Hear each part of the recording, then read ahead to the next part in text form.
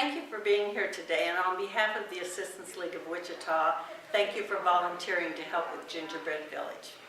One of your tasks while you're helping us this weekend may be to help the people build actual gingerbread houses, or at least to get started.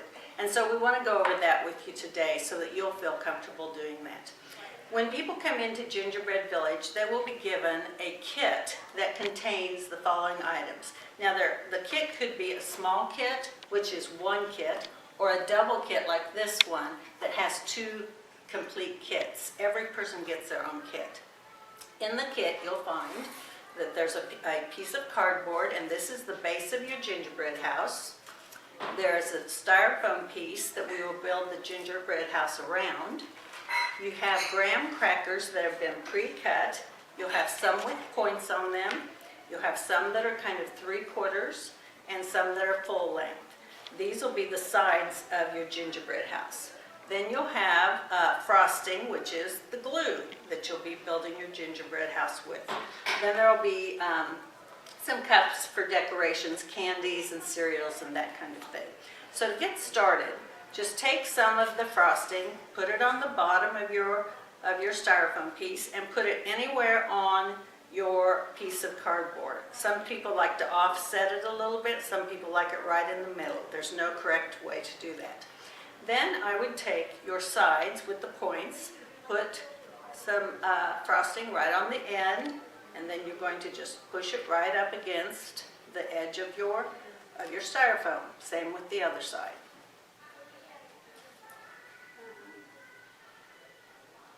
At that point, take your smaller of the long pieces of graham cracker, and on the long side, put a strip, and kind of be generous with your frosting on this, because this is what's going to hold your house together.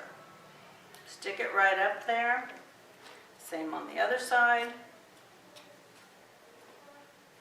If frosting kind of comes out the sides, that's not a big deal, because that's just the snow that you have on your cardboard at the bottom. Then the hard part is the roof, and that's what these two pieces are for.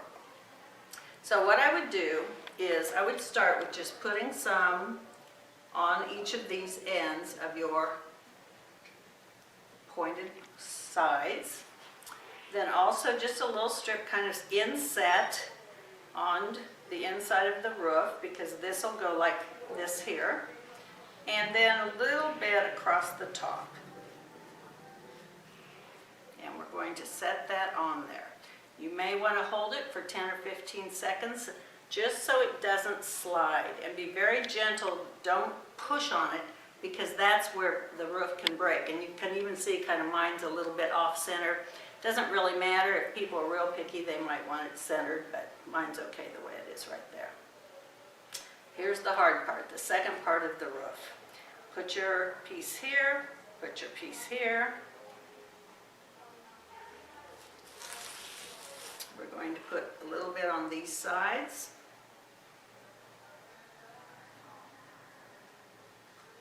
And then I would take and put a strip of the frosting along this edge, and then a strip on the inside edge.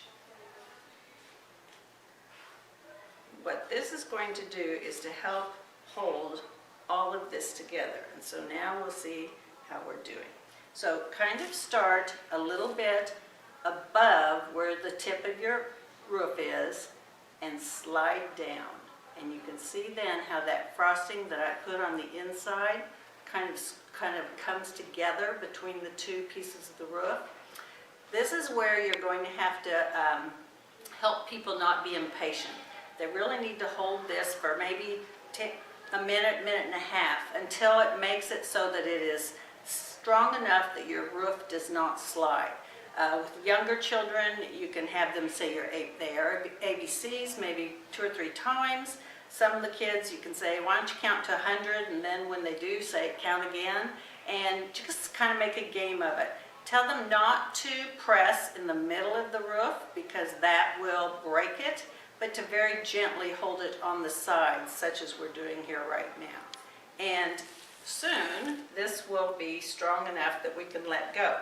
If they let go, and the roof starts to slide, then just push it back up and start holding it again until it actually does stick and doesn't slide. And ours seems to be okay right now. Now I can see when I'm looking at this that some of the sides have kind of tipped a little bit. That's not really a big deal. Your house is staying up, right? And now I would encourage them to go ahead and start decorating. Pretend there's snow down here. I'd leave the roof till last just to make sure that it is as solid as it can be.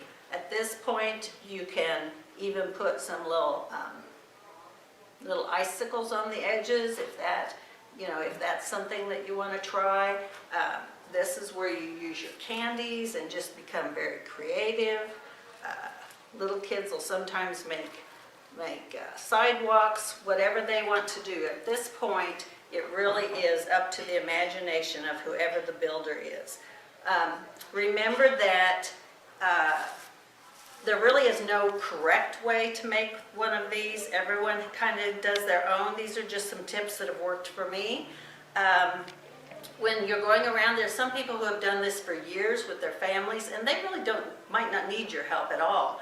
But people with, especially younger children, may be really excited to have your help with them. And sometimes if you go to the youngest child and have them help you get started while you're demonstrating for the rest of the family, it's a big help to the families that it makes it just very enjoyable for everyone. And then you've made a new best friend, and they will really want to show you that gingerbread house before they leave. Again, have fun with this. It is a great activity for our community, and we're just happy that you're here to help us and enjoy Gingerbread Village yourself.